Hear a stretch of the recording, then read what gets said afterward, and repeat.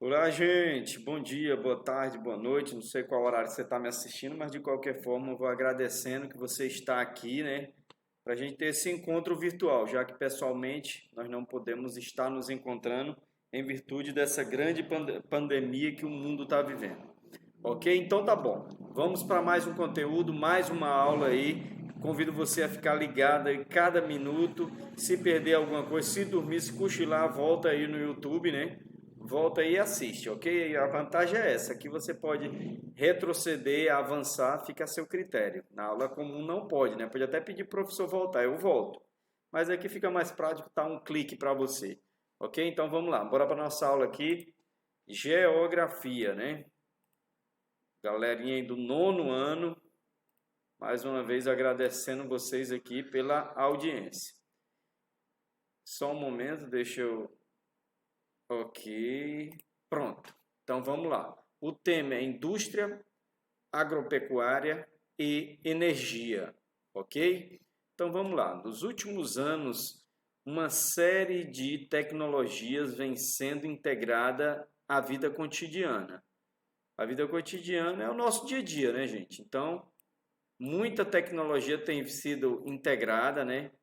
Desde os eletrodomésticos aí que chegaram, é, é, é, que começaram a surgir na década de 40, até os aparelhos mais sofisticados que hoje estão presentes em nossa vida, como por exemplo o notebook, o celular, estão sendo inseridos em nossa vida, né?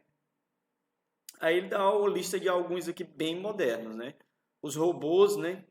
Nós já temos robôs aí, até no Brasil já existem robôs, né? Operando dentro de residências, né? Não são robôs igual ao da ficção científica, mas existe o robô. Por exemplo, tem um que é um aspirador de pó. Não sei se vocês já viram, que ele faz a limpeza, você só liga ele, ele sai, bate no chão e vai limpando. Quando você vai ver, ele já limpou a casa toda. É um robô, né? Então vamos lá, inteligência artificial, né? Realidade aumentada, que normalmente é naqueles óculos, né? Aqueles óculos que você bota e cobre seu olho todo, né? Aquilo chama realidade aumentada, né? Onde você bota a mão e finge que está tocando, né? Mas vamos continuar aqui, né? Impressora 3D, né? Hoje em dia quase todo mundo tem impressora comum em casa. A 3D já é mais difícil, né? Mas já existe, já você já pode contar com o serviço da impressora 3D aí. Desculpa, gente. Além da conexão com um número cada vez maior de dispositivos entre si, né? E com os usuários. Deixa eu marcar aqui dispositivos entre si e com os usuários por meio da internet para troca de informações em tempo real. Como é que esses dispositivos ligados entre si? Vocês querem um exemplo? Por exemplo, o celular, né? Você está com o celular, ele é um aparelho específico, mas, por exemplo, existem situações que você pode entrar espelhar o seu celular numa televisão, né? Se ela for uma Smart TV, você espelha ele na televisão e você vai controlar a TV, aquele aplicativo, pelo seu celular. Então, eles estão trabalhando conectados entre si, ok? E com os usuários por meio da internet, como eu falei, para a troca de informação em tempo real. A chamada internet das coisas, né? A sigla em inglês é o IoT, né? São apenas exemplos dessas inovações. Vamos seguindo aqui, ok? Aí eu trouxe aqui uma imagem, né? Olha que imagem interessante. Você vê aqui, né? Deixa eu trocar aqui para um. Tá. Você vê aqui, né? Ó. Você vê aqui um computador daqueles de mesa. Aqui você vê um notebook, né? Aqui você vê um tablet. Aqui você vê um celular e aqui você vê os controles remotos. Aí olha só, o tanto de coisa aqui, ó, cartão de crédito, viagens, alvo, né? Engrenagens, né? Jogos, gráficos, todo tipo de coisa você vai controlar a partir, né, do que? Desses aparelhos conectados. Inclusive controlar um ao outro. Por exemplo, com um celular, já existe possibilidade de você também espelhar com o notebook, controlar o notebook, né? Um dia desses mesmo, um colega meu que dá manutenção para o meu computador, eu disse para ele, ó, estou precisando do programa, do software, do programa tal, né? Do aplicativo tal no meu notebook. Aí disse, chefe, depois baixa esse programa. Eu baixei um programa, né? Ele mandou para mim pelo WhatsApp, né? Aí ele disse, agora tu aperta aí. Eu apertei lá um comando, aí saiu assim, agora tu manda a senha para mim. Beleza. Aí quando foi ver, ele estava controlando, né? Tava controlando meu notebook lá da casa dele, do notebook dele, do computador dele, né? Então eu achei impressionante, né? E isso já é parte dessa tecnologia, né? Então vamos lá. Vamos ao próximo. Apesar de ainda não estarem totalmente acessíveis, bom, isso aqui tá na cara, né? Isso aí é algo que a gente já sabe, né? Que realmente não está realmente totalmente acessível essas questões. Por quê? Pela questão financeira, né? Então, a maioria da população ainda não tem condição de ter acesso a tudo isso, né? Uma Smart TV controlada pelo celular. Ora, tem gente que não está tendo condição de ter uma Smart TV, quanto mais ela é controlada pelo celular, né? E tem gente que não tem condição e mesmo assim adquire, fica devendo, né? E aí passa aperto. Então vamos lá. Essas novas tecnologias já provocaram alterações econômicas, sim. Olha, eu vou marcar aqui: econômicas, sociais importantes, e sua utilização deverá aumentar nas próximas décadas. Que tipo de alterações econômicas elas causaram? Em primeiro lugar, elas se tornaram produtos, né, que são desejo de consumo das pessoas, né? Então, são produtos altamente procurados. Você veja o celular, né? O celular é um dos produtos que mais vende no mercado brasileiro, época de Dia das Mães, Natal, o presente mais desejado pelas pessoas e aquele que é mais comprado, o que mais gera o lucro, é exatamente o celular. E ele faz parte dessa geração de aparelhos de tecnologia, né? E as mudanças sociais. Quando ele fala em social, gente, ele fala de comportamento, né? Comportamento das pessoas, né? As pessoas que há algum tempo desejavam ganhar, por exemplo, os pais desejavam ganhar camisas, gravatas, né? E sapato, hoje em dia eles estão querendo um celular novo, né? Ou um tablet, né? E assim sucessivamente. Então, isso é uma mudança social importante. E então, sua utilização deverá aumentar nas próximas décadas, já falei, né? Para alguns pesquisadores, essas transformações representam o início de uma nova revolução da produção, a quarta revolução industrial, né? Então tá aqui, ou indústria 4.0, ok? Então, isso aí já promete ser o início da quarta revolução industrial, né? Nós estamos na terceira, então já ameaça uma mudança para a quarta. Mas vamos seguindo aqui para entender mais. Vamos entender o que é tal da indústria 4.0, né? O que é a indústria 4.0? As etapas de produção e distribuição da indústria 4.0 são controladas digitalmente, ou seja, tudo é controlado por computadores, ok? Já existe indústria sim, professor? Já existem várias indústrias sim. Já existem prestadores de serviço assim? Sim. O Mercado Livre, por exemplo, né, para quem faz compra pela internet. O Mercado Livre é todo digitalizado, né? Ele entrega, faz a logística e tem um controle do produto até chegar na sua casa. E depois que chega na sua casa, ele ainda te avisa, ó, já foi entregue. Confirma pra gente, né? Tudo pelo computador, né? Englobando tecnologias de automação, né, o que eu estou falando aqui, e troca de dados. É possível, por exemplo, controlar estoques, aumentar a produtividade, né, e reduzir os custos No entanto, para uma implementação da indústria 4.0, é necessária a adoção de um conjunto de tecnologias. Então, quando se fala em reduzir custos, né? Isso aqui é a palavra-chave para o industrial, né? Reduzir custos, né? Aumentar a produção. Isso aqui todo mundo quer. Só que para que tudo seja feito, precisa de um conjunto de tecnologias. Como assim um conjunto de tecnologias? Você vai contratar especialistas, né? E você vai ter que adquirir equipamentos, né? Você vai ter que adquirir o tablet para o cara controlador de estoque usar. Você vai ter que comprar um servidor maior, né, para armazenar esses dados. Você vai ter que ter uma rede de internet mais potente. Vai ter que ir lá na Júpiter, né, no seu carro, no seu Alan, e contratar uma internet mais poderosa, né? Porque essa discada aí ou essa via rádio já não vai mais funcionar, né? Então, os países mais desenvolvidos já avançaram bastante, mas os países emergentes, gente, quem são os países emergentes? Países emergentes eu dou, por exemplo, os BRICS, né? Quem são os BRICS? Deixa eu ver se dá para escrever aqui, ó. Ó, aí, letra feia minha. BRICS. Ok, vamos ver quem são os BRICS. Brasil, Rússia, Índia, China e South África, ou seja, África do Sul.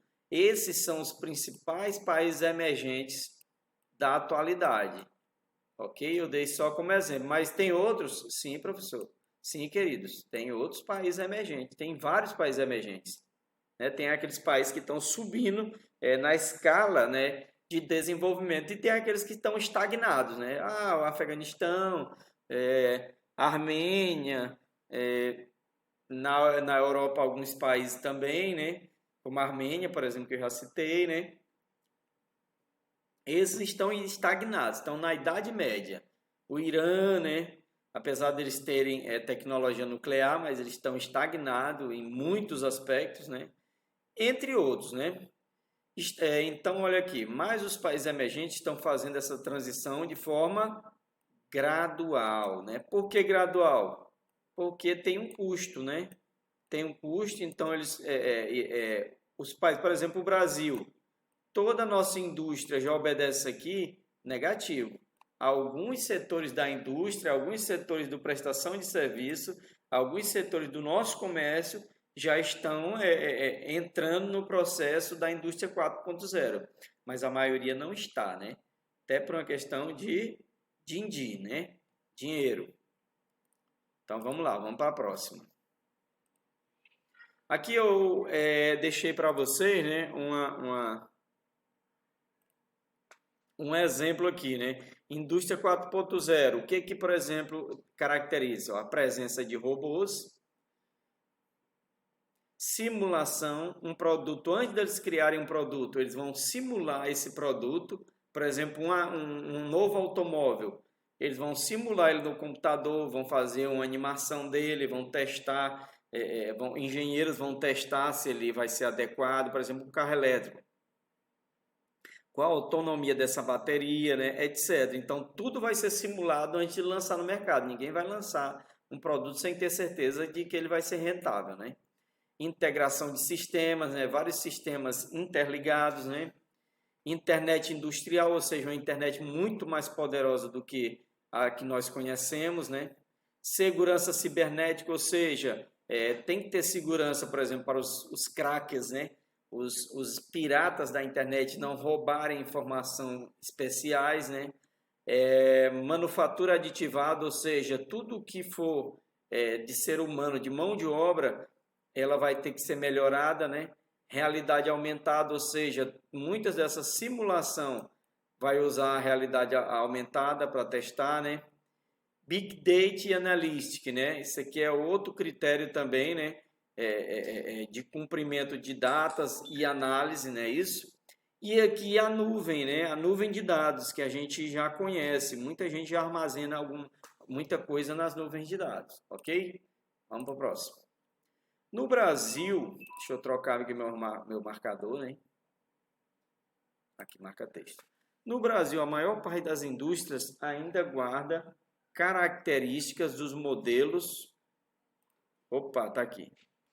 Então, no Brasil, a maior parte das indústrias ainda guarda características dos modelos produtivos da segunda e da terceira revolução industrial. Então, no Brasil, nós ainda estamos aí bem atrasados. A maioria das indústrias, como eu falei, inclusive anteriormente, a maioria das indústrias estão aí na segunda, né? Na segunda e na terceira ainda revolução industrial, né? Ou seja, está bem atrasada, né? Uma pesquisa feita pela Confederação Nacional da Indústria em 2016 revelou que o custo de uma implementação dessas tecnologias foi apontado como a principal barreira, né? Ou seja, um obstáculo é o custo, custa caro. E a indústria brasileira já paga muito imposto, né? Já paga muito imposto para sustentar os políticos. E ainda ter que investir nisso aqui, aí é complicado, né? Além disso, o país ainda precisa promover ampliações na infraestrutura, né?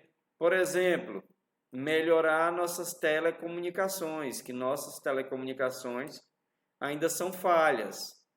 Por exemplo, ampliar a presença da fibra ótica no país, né? E tem lugares do Brasil que a fibra ótica ainda nem chegou, né? Então, isso é infraestrutura. Infraestrutura, no caso, digital, né? Desculpa aqui. E capacitação profissional. O que é capacitação profissional? Eu já falei para vocês em outra oportunidade.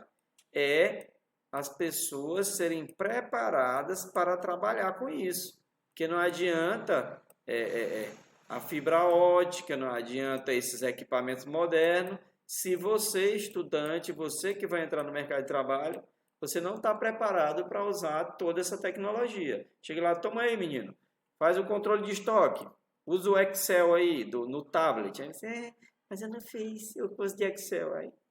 Aí tá difícil, né? Então vamos seguindo aqui. Opa. Próximo. Aí nós temos aqui, né, ó, a evolução da indústria, né?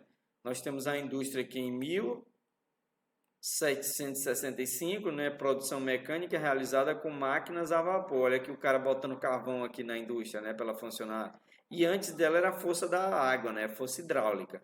Aqui, produção de massa impulsionada pela energia elétrica e do petróleo. Olha aqui. Aí aqui nesse momento, ó, você vê que já tem energia elétrica a partir de 1880, 1870, né? Já tem energia elétrica e energia a combustão, né? Que no caso é o petróleo, a partir de 1870, na segunda revolução industrial. E agora a gente chega aqui à terceira revolução industrial, que no Brasil a gente ainda estava na pré-história, né? Mas nos Estados Unidos e na Europa, a partir de 1969, a produção já era automatizada, sustentada pela eletrônica e tecnologias informáticas. Aí você vê aqui, né, ó, as indústrias aqui, todo moderno, já abraça os robôs ali. E agora nós chegamos no atualmente, né? Na maioria dos países desenvolvidos. Nós que somos emergentes ainda estamos engatinhando, né? Aí o que diz aqui? Introdução de novas tecnologias, o IoT, né? A internet das coisas, IA, que é a inteligência artificial, as nuvens, né? O Big Data, sistemas cyberfísicos, né? Então tá aí, você vê aqui, ó, se der para ver aqui, ó, você vê o cara operando aqui, né? Uma nuvem de dados, né? Toda uma tecnologia. Vamos lá para a próxima. Produção agropecuária. Bom, agora nós vamos falar sobre a produção agropecuária nesse cenário, né? A nova produção agropecuária. Porque a produção agropecuária hoje não tem nada a ver com ela há 30 anos atrás. Ok? Então vamos lá. Com o desenvolvimento técnico e científico, que é o que a gente tem passado, foram ocorrendo inovações nas atividades agropecuárias, como a mecanização. O que é a mecanização, gente? É a substituição da mão de obra animal mesmo, os quadrúpedes, e animal do ser humano, né? Porque nós não deixamos de ser animal.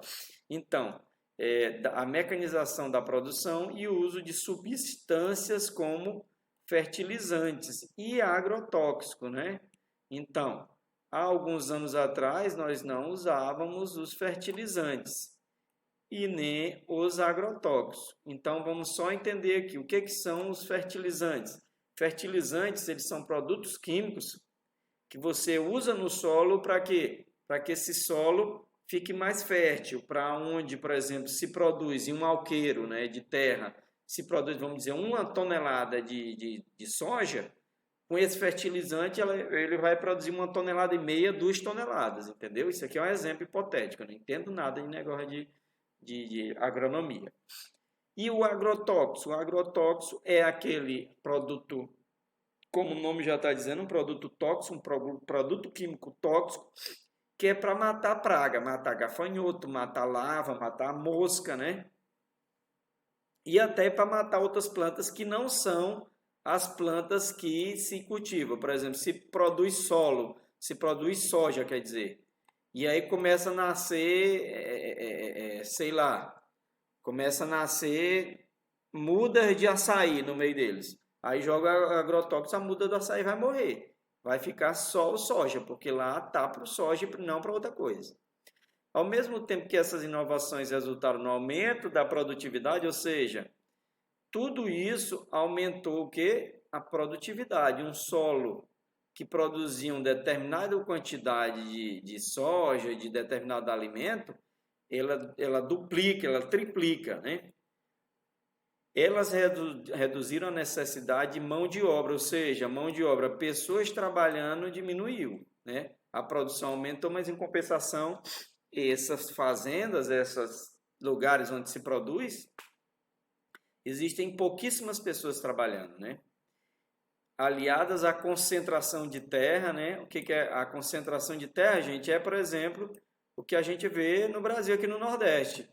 A gente anda aí, se você anda na BR, você vai ver uma fazenda de gado que você passa 2, 3, 4, 10 quilômetros e é a mesma fazenda de gado. Por quê? Porque alguém concentrou todas as terras em sua mão. Então, muitas pessoas que poderiam estar criando bode, poderiam estar plantando feijão, plantando arroz, eles não têm oportunidade porque determinada pessoa, porque chegou primeiro, porque é amigo do político, ou porque botou os antigos donos para correr da terra, né?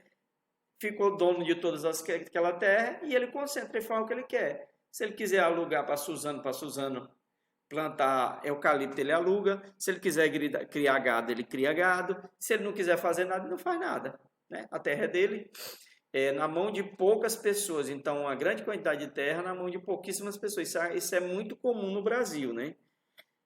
Ajuda a explicar o intenso êxodo rural, né? Já foi falado sobre êxodo rural com vocês, gente, mas eu vou só reforçar. O êxodo rural, basicamente, é a fuga do homem do campo,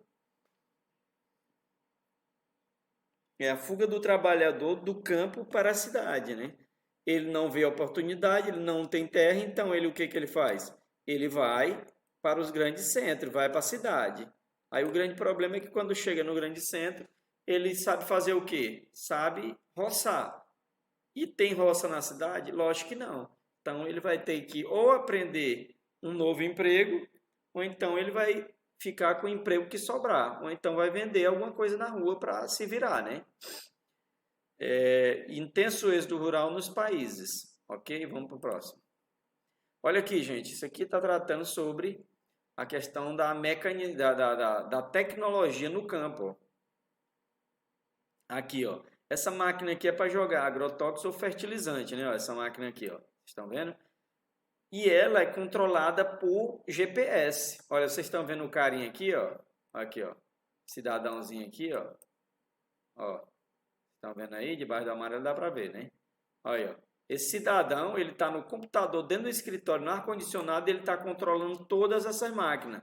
A máquina do adubo, a máquina do fertilizante, né? A máquina colheitadeira, ele controla tudo. A máquina que tirando as árvores, tudo ele controla por quê? Porque ele está aqui, ó, tá mostrando que ele está aqui, ó, nesse balcão, nesse escritório aqui dentro do ar-condicionado, mas ele está controlando tudo. Quanto de fertilizante tem que ser tirado, quanto se tem que colher, tudo, né? Ele está controlando se o cara está dormindo, ele sabe porque tem uma câmera, então é tudo No campo, hoje em dia, as grandes fazendas, as grandes produções, é tudo desse jeito. Vamos seguindo aqui, gente. Nós já estamos aí, gente, no 25 minutos redondo agora, né? Mas está acabando, viu, gente? Tranquilo aí. Vamos lá, que a aula tá boa.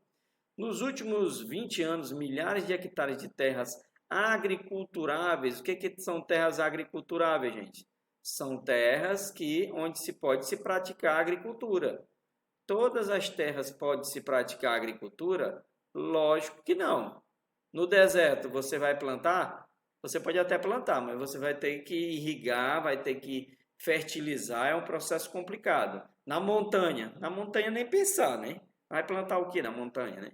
Não tem como, né? Num solo rochoso, não tem como, que a planta não vai nascer no meio da rocha, né?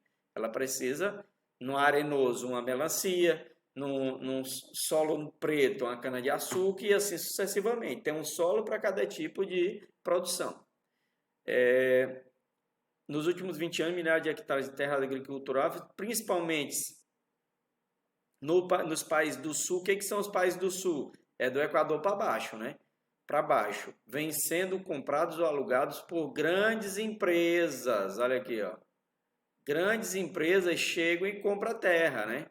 No Brasil, por exemplo, o estrangeiro não pode ter grandes propriedades, mas as empresas podem. Então, o cara ele monta a empresa dele e compra terra e vai cultivar, né? Em nome da empresa, né?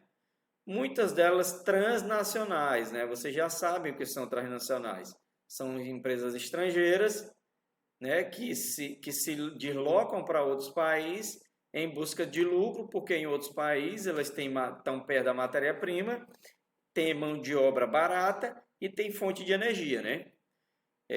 Muitas delas transnacionais que reconhecem a agropecuária como uma atividade econômica lucrativa e estratégica, né? Ou seja, tem duas coisas aqui que eles precisam muito.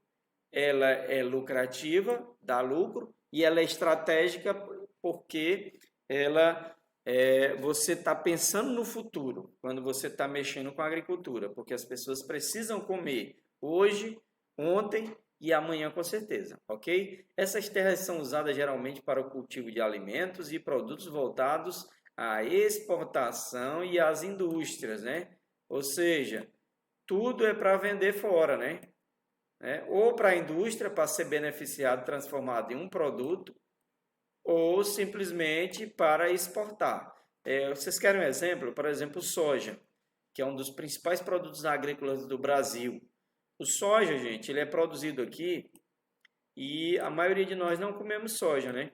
Mas ele, por exemplo, ele é transformado em produtos industrializados. Por exemplo, o óleo de soja é um produto industrializado feito com a soja. Aí nós estamos consumindo o produto industrializado.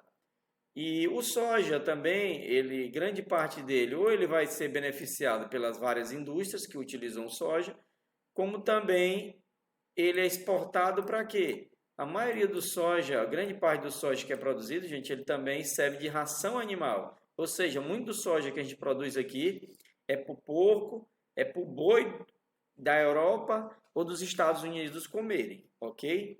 Nesse processo, os maiores prejudicados são os agricultores familiares. O que são os agricultores familiares? São aqueles agricultores que trabalham ele o filho, ele a mulher, né? Ele o cunhado, ele o primo, né? E naquela propriedade eles plantam só o necessário para eles comer e para eles vender na feira. Esse é o agricultor familiar, que deixam de ter acesso à terra, agravando o quadro de insegurança alimentar, que daqui a pouco nós vamos falar sobre isso aqui, né? Insegurança alimentar. E muitas vezes vem sendo forçado a migrar para as cidades, através do êxodo rural, que eu já também falei, né? Vamos para o próximo. Olha o êxodo rural aqui, olha que legal essa imagem que eu trouxe para vocês. As mulheres aqui trabalhando, né? Prostradas aqui, abaixadas para colher, né? Para colher aqui o alimento. E aí elas vão para a cidade e elas vão ter que se prostrar, se abaixar para quê? Para recolher o lixo, para limpar banheiro, para lavar a casa, né? Ó. Então, o trabalho não muda muito. Vai ser um trabalho extremamente manual, vai ser um trabalho extremamente explorador, né? Da pessoa que vem do campo para a cidade. Então não muda muito. A grande diferença é que pelo menos vão ter um trabalho, né? Por pior que seja, mas vai ser um trabalho. Coisa que no campo, com a mecanização do campo, já não tem tanta, né? Vamos para a próxima. Gente, estamos aí com 30 minutos, viu? Mas daqui a pouco está acabando, ok? Agradeço a todos que estão prestando atenção aí.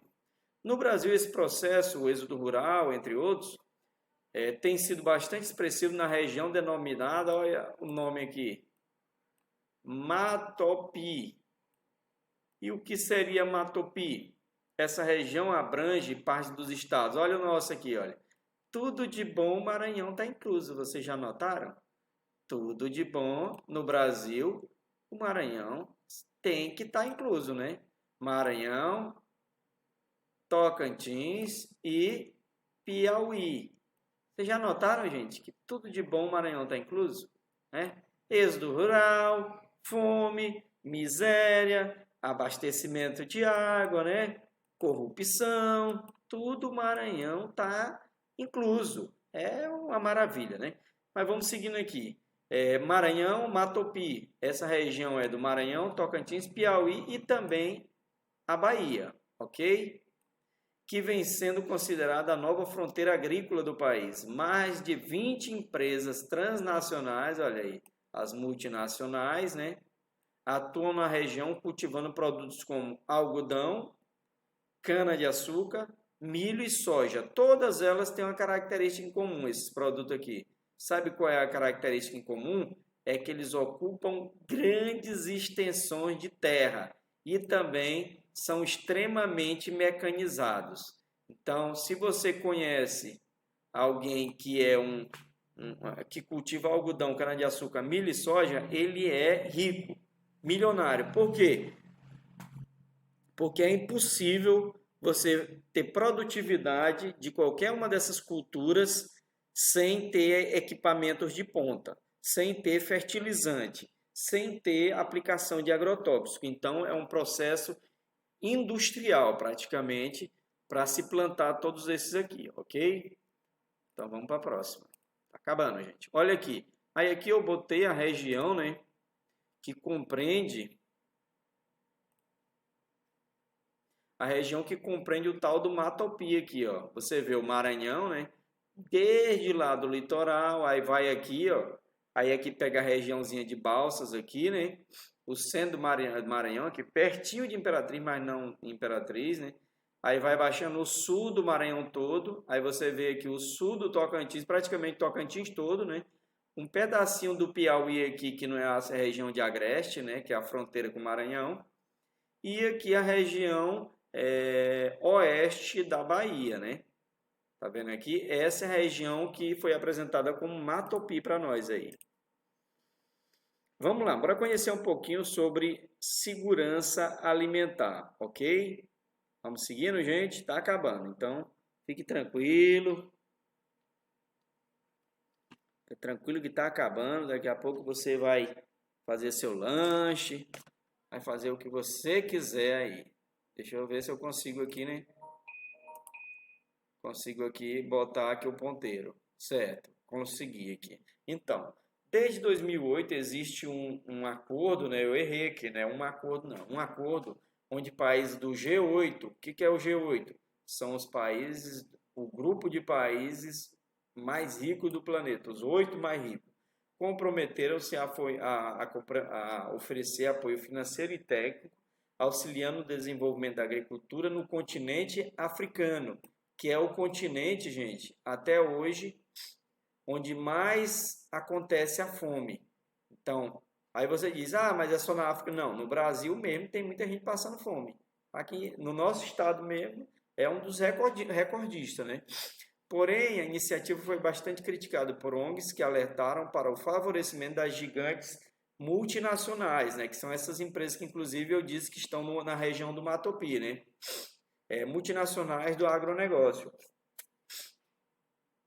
A diminuição de arrecadação de impostos, deixa eu marcar isso aqui que eu vou explicar para vocês, dos países africanos por causa dos incentivos fiscais oferecidos aos investidores, a ameaça dos direitos dos pequenos agricultores a terra e, finalmente, a manutenção da situação precária das populações rurais e mais pobres. Então, eles foram contra, por quê? Porque eles sabem que nesse plano de segurança alimentar, os grandes favorecidos estão sendo as multinacionais. E quando a multinacional vai para um determinado país, o que acontece? Ela ganha incentivos fiscais. O que são incentivos fiscais? O governo que recebe essa indústria abre mão de arrecadar durante um determinado tempo. Então, se a economia desse país já é pobre, de um país africano, e ainda ele deixa de arrecadar, então ele está se sacrificando, não é isso? Então, é por isso que as ONGs e alguns governos são contra. E também a questão dos direitos dos pequenos agricultores, porque quando a empresa dessa vai se instalar, ela precisa de terras. E todas as terras que ela precisar, ela vai ou tomar ou comprar. E se ela comprar, não vai comprar cara, ela vai comprar barata. Ou seja, vai expoliar, vai tirar o direito daquele que era o antigo dono, né? Ok? Então, é isso. Vamos seguindo aqui. Próximo. Aí aqui eu trouxe aqui um exemplo, né? Você vê aqui da questão da segurança alimentar, né? Você vê aqui um garoto, né? Um garoto negro, né? Sem nada no prato de comida. Aqui uma garota com aparência indiana, né? A indiana com pouquíssima comida no pratinho dela aqui, ó. O africano com nada, né? O outro aqui, um asiático, né? Você vê aqui só com a sopinha e meio triste, né? Ou seja, a comida mesmo só para se manter. Enquanto um garoto americano, né? Ó, prato cheio aqui, ó. Fast food, pizza, fruta, né? Sanduíche, refrigerante, iogurte, etc, né?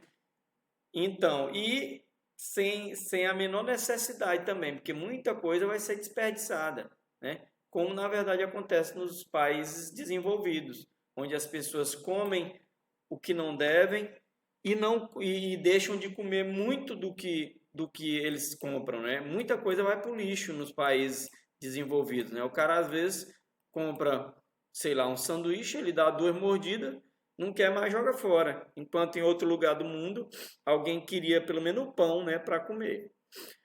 Vamos lá. Apropriação de terras e segurança alimentar. Tá acabando, viu, gente? Nós estamos aí beirando aí os 40 minutos, mas beleza. Daqui para 1 hora a gente acaba.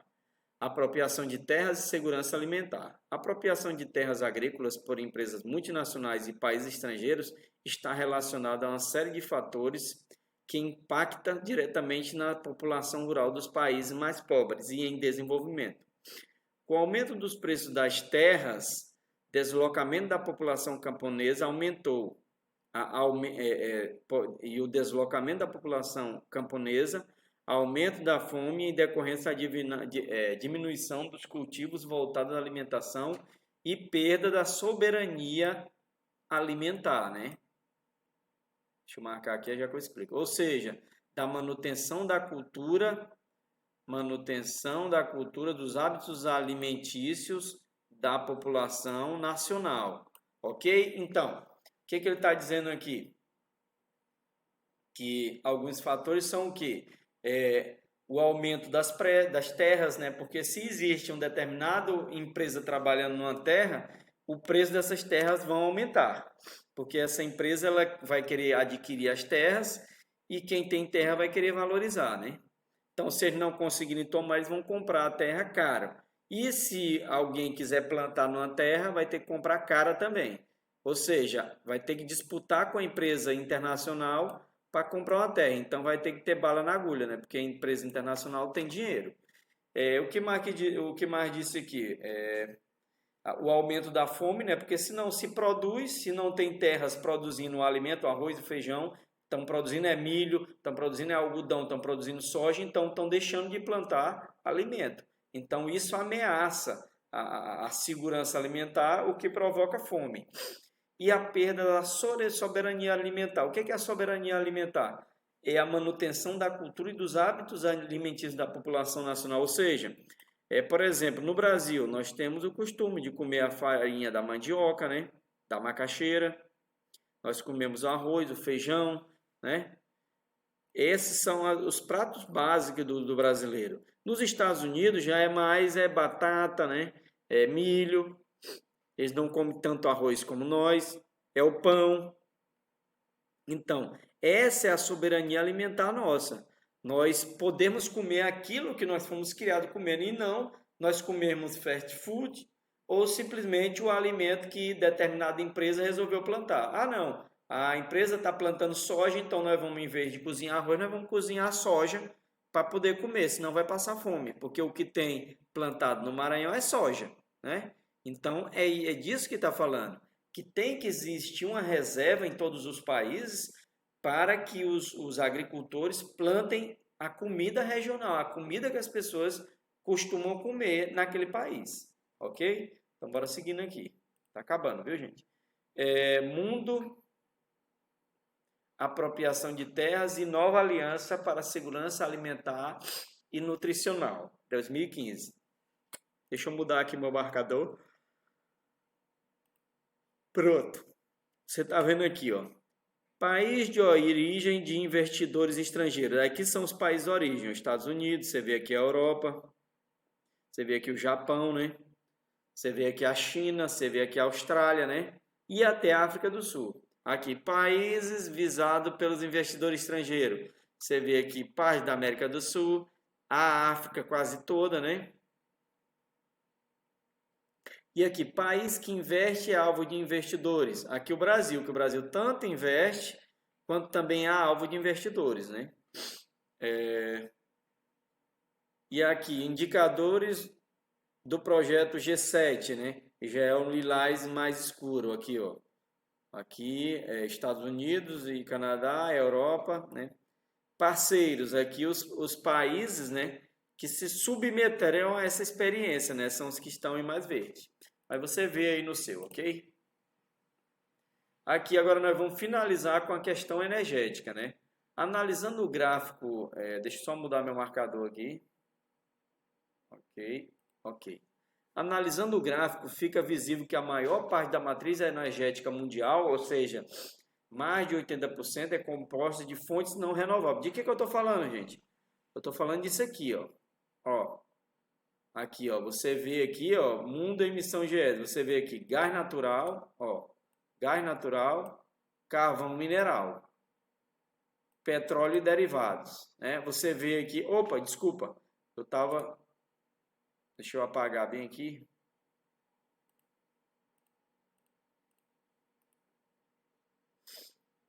Ok. Pá, eu estava falando daqui, ó. A matriz energética no mundo, né? O carvão mineral, 27%, petróleo, né? Gás natural, aí aqui biomassa, outros, nuclear, ou seja, olha aqui, ó, toda essa área aqui, ó, é os combustíveis fósseis, né, ó, toda essa área aqui. E esse restinho aqui, ó, que sobrou aqui, ó, que é o que não de não renovável, não é isso? Então, o que que diz aqui? A dependência desse tipo de energia envolve, além do risco de esgotamento das reservas, intensificação de problemas ambientais como emissão de gases, né? Emissão de gases, poluição da terra, poluição das águas, né? Tudo isso está envolvido. E aqui nós temos aqui, né, as fontes, né, aqui de emissão de gás de efeito estufa. Nós temos o gás natural, carvão natural e petróleo e derivados, ou seja, o petróleo, a gasolina, o querosene, entre outros, né? Aqui, desafios energéticos atuais. Governos e organizações diversas vêm demonstrando preocupação crescente na busca pela ampliação do uso de fontes de energias, o quê? Renováveis. Ok? Gente, o que seria... Tá, vamos continuar aqui, daqui a pouco eu explico. Para tornar a matriz energética, matriz energética, para a gente explicar, para quem não sabe, mais sustentável. Também vamos marcar. Do ponto de vista socioeconômico e ambiental. Então, deixa eu voltar aqui para vocês. A gente falou aqui em fontes de energia renovável. O que são fontes de energias renováveis? São aquelas fontes de energia que você sabe que tem hoje, que tem amanhã. Por exemplo, luz do sol. Enquanto o mundo for mundo, enquanto tiver ser humano vivendo, nós vamos ter a luz do sol. O dia que não tiver mais a luz do sol, a gente não precisa também de mais de energia, porque nós vamos todo mundo morrer. Vento, né? Enquanto o mundo for mundo, vai ter vento, então é renovável. Energia dos vulcões, né? A termo, eu esqueci, a energia tirada do vulcão é renovável, porque o centro da Terra é de lava quente, então sempre nós vamos ter lava vulcânica no planeta. Vamos continuando aqui. Matriz energética. O que é matriz energética? É de onde você tira energia, ok? Então, a matriz energética, por exemplo, aqui no Maranhão, nós tiramos da energia hidroelétrica. Tem uma aqui no Estreito, né, que destruiu o Rio Tocantins, e nós temos também a de Tucuruí, no Pará. Nós temos também a de Foz do Iguaçu, entre outras. Mas as principais para nós é a de Tucuruí aqui no Pará e a de Estreito aqui na cidade de Estreito, no próprio Maranhão, né? Mais sustentável, né? O que é sustentável, gente? Sustentável é aquilo que eu já disse, que ela é o mesmo que renovável. Essa energia, ela pode continuar sendo usada sem acabar. O petróleo, por exemplo, ele não é sustentável, porque ele nem é renovável, porque o petróleo ele tem uma data de acabar. Um dia ele vai acabar. Estudiosos dizem que não temos mais 100 anos de petróleo, então o homem vai ter que buscar outros meios, né? E provavelmente daqui 20 anos nós não vamos usar mais petróleo para combustível. Vamos continuar usando para plástico, para fazer batom, para fazer um monte de coisa, mas não para combustível, porque combustível ele é muito consumido. Vários países se comprometeram a reduzir a emissão de GES. O que é isso aqui? São gases de efeito estufa, por meio da diminuição da queima de combustíveis fósseis. Combustíveis fósseis são os combustíveis de origem, o quê? De origem da terra, por exemplo, o carvão mineral e o petróleo e seus derivados. E a adoção de fontes de energias, o quê? Renováveis. Eu já expliquei para vocês, energia renovável é energia do vento, energia do sol, né? Entre outras. A energia do calor dos vulcões, né? A energia do movimento do mar, que já existe também, né? Bora voltar para lá. Então, fontes de energias renováveis, né? Matriz energética sustentável, GES, gás de efeito estufa, combustíveis fósseis, expliquei, energias renováveis. Esses países deverão também implementar mudanças no processo produtivo e reduzir o desmatamento. O que é mudanças nos processos produtivos? Por exemplo, a indústria, que, por exemplo, de tijolo, né? A indústria de tijolo, pelo menos aqui no Maranhão, a maioria delas, elas queimam madeira, carvão, né, para esquentar o tijolo e o tijolo ficar pronto. Então, futuramente, eles vão ter que buscar, né, usar energia elétrica, sei lá, outra energia, mas não usar madeira e nem carvão. Isso é mudar o processo produtivo. Reduzir o desmatamento. Gente, isso aqui é um interesse mundial. Por quê? Porque, por exemplo, as chuvas aqui no Nordeste, no Maranhão, por exemplo, toda a nossa chuva vem da Amazônia, né? Vem da Amazônia, são os rios voadores. Vem lá da Amazônia voando, passa por aqui, deixa a chuva aqui e vai até o sul do país. Para você ter ideia, se não fosse a Amazônia, o Nordeste inteiro brasileiro, do Ceará até o Pernambuco, seria um grande deserto. Não é ainda, mas tem tudo para ser. Próximo, né? Governos e organizações diversas vêm demonstrando preocupação crescente na busca da ampliação de uso de energias renováveis. Já falei para você, né, o que é energias renováveis. Para tornar a matriz energética, o que é matriz energética? Também falei para vocês, é a fonte de energia, é a principal fonte de energia, mais sustentável. Já disse para você também o que é sustentável. É aquilo que pode ser durado para sempre, inclusive. Do ponto de vista socioeconômico, ou seja, que seja interessante para as pessoas e também não abale a economia. E ambiental, ou seja, que preserve o meio ambiente, que não destrua a natureza, nem as florestas, nem a camada de ozônio. Estamos chegando aos 50 minutos, gente, mas está acabando. Vários países se comprometeram em reduzir a emissão dos gases de efeito estufa por meio da diminuição da queima de combustíveis fósseis. Já disse para vocês, combustível fóssil são os combustíveis que são de origem mineral, por exemplo, o carvão mineral e o petróleo, e a adoção de fontes de energias renováveis, também já expliquei para vocês, que são, por exemplo, o vento, o sol, né, a força do mar, o vulcão.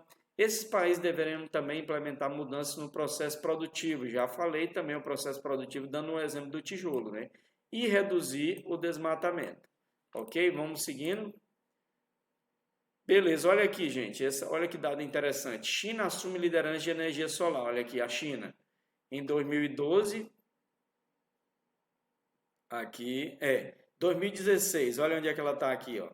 Em relação às outras. Todo mundo perdendo feio. Os Estados Unidos, Japão, Índia, olha, tá mais que o dobro, né, tá mais que o dobro dos Estados Unidos, bem mais que o dobro que o Japão. A Índia, ixi, tá umas 5 vezes.